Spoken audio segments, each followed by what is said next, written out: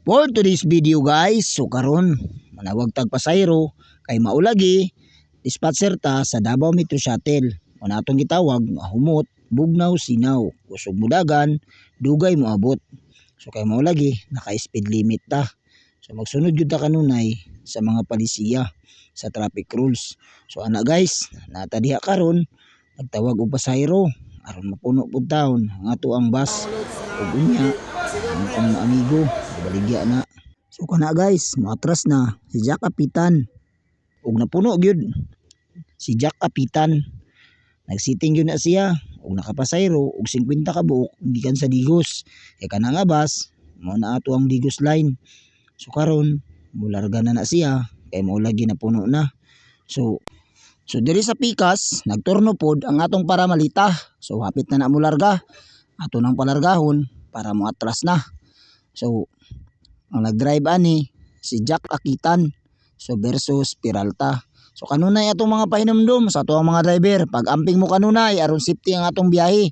So niabot na pud diri taud-taud guys ang atong para kaburan. Kaburan diha ang atong mga pasayro. Natay Davao Metro Shuttle, umutbog no sinaw, kusog mudagan, dugay mo abot, kay kanunay nagsunod sa speed limit. Kana guys, daghang pasayro ang nagpila. Amo lagi ora ang gabiyahe sa kaburan ang bus nga Davao Metro Shuttle.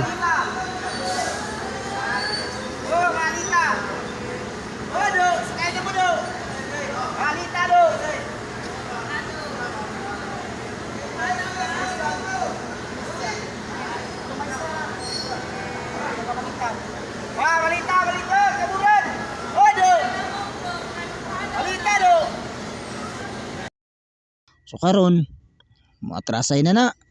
Ato nang gipaatras aron sayo-sayo pod sila maabot sa kaburan kay mao lagi hastang layuan na ug delikado ang mga dalan nga ilang agian. So karon ngabot na pod ang kidapawan, gipilahan sa mga pasayro.